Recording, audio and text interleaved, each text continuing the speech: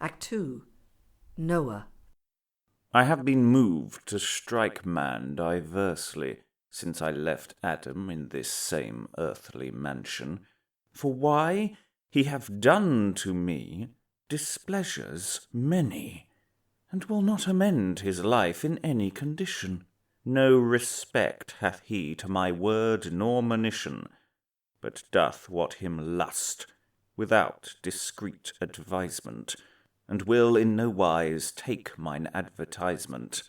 Cain hath slain Abel, his brother, an innocent, whose blood from the earth doth call to me for vengeance. My children with men so carnally consent, that their vain working is unto me much grievance. Mankind is but flesh in his whole dalliance. All vice increaseth in him continually. Nothing he regardeth to walk unto my glory. My heart abhorreth his wilful misery, his cankered malice, his cursed covetousness, his lusts lecherous, his vengeable tyranny, unmerciful murther, and other ungodliness. I will destroy him for his outrageousness, and not him only, but all that on earth do steer, for it repenteth me that ever I made them here.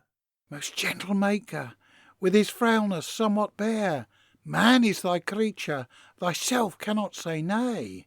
Though thou punish him to put him somewhat in fear, his fault to knowledge, yet seek not his decay. Thou mayst reclaim him, though he goeth now astray, and bring him again of thy abundant grace to the fold of faith, he acknowledging his trespass. Thou knowest I have given to him convenient space, with lawful warnings, yet he amendeth in no place.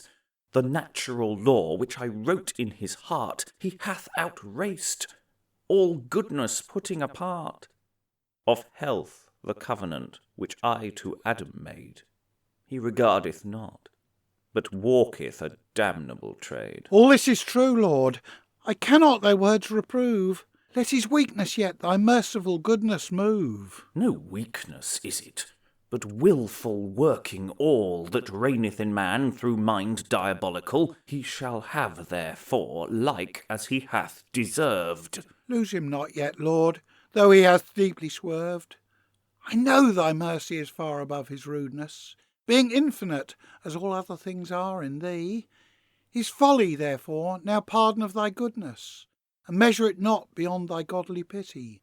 Esteem not his fault farther than help may be, but grant him thy grace, as he offendeth so deeply, thee to remember and abhor his misery. Of all goodness, Lord, remember thy great mercy to Adam and Eve, breaking thy first commandment. Them thou relievest with thy sweet promise heavenly, sinful though they were, and their lives negligent. I know that mercy with thee is permanent, and will be ever so long as the world endure. Then close not thy hand from man, which is thy creature. Being thy subject, he is underneath thy cure. Correct him thou mayest, and so bring him to grace. All lieth in thy hands, to leave or to allure, bitter death to give, or grant most sovereign solace. Utterly from man avert not then thy face, but let him savour thy sweet benevolence, somewhat, though he feel thy hand for his offence. My true servant Noah, thy righteousness doth move me somewhat to reserve for man's posterity.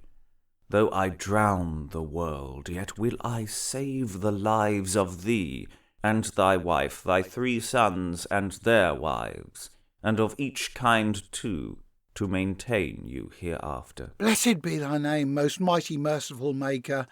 With thee to dispute, it were inconvenient. Why dost thou say so? Be bold to speak thy intent. Shall the other die without any remedy? I will drown them all for their wilful wicked folly, that man hereafter thereby may know my power, and fear to offend my goodness day and hour. As thy pleasure is, so might it always be. For my health thou art, and soul's felicity.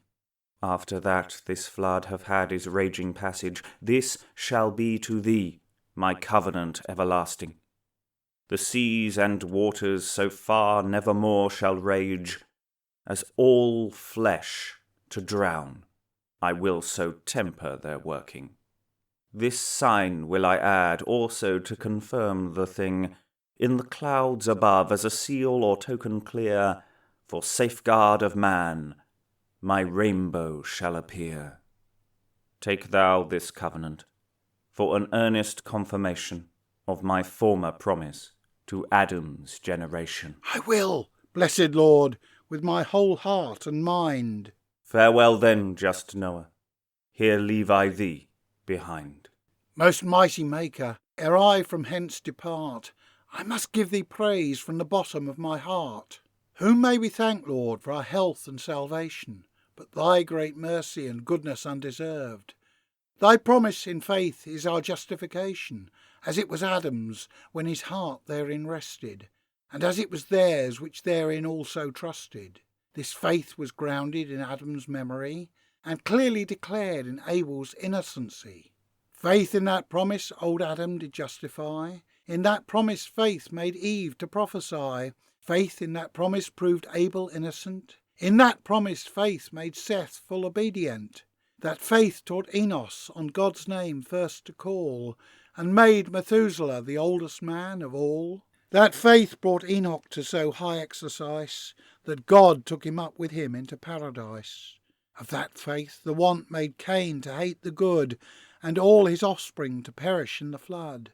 Faith in that promise preserved both me and mine, so will it all them which follow the same line.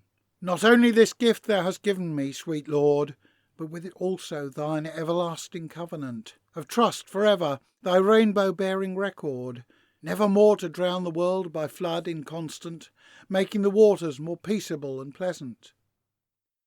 Alack, I cannot to thee give praise condign, yet will I sing here with heart meek and benign. Then in a great voice he begins an antiphon, O Orion's splendour, falling upon his knees, while the chorus follows with instruments. O most orient clearness, and light shining of the sempiternal brightness, O clear sun of justice and heavenly righteousness, come hither and illumine the prisoner sitting in the dark prison and shadow of eternal death.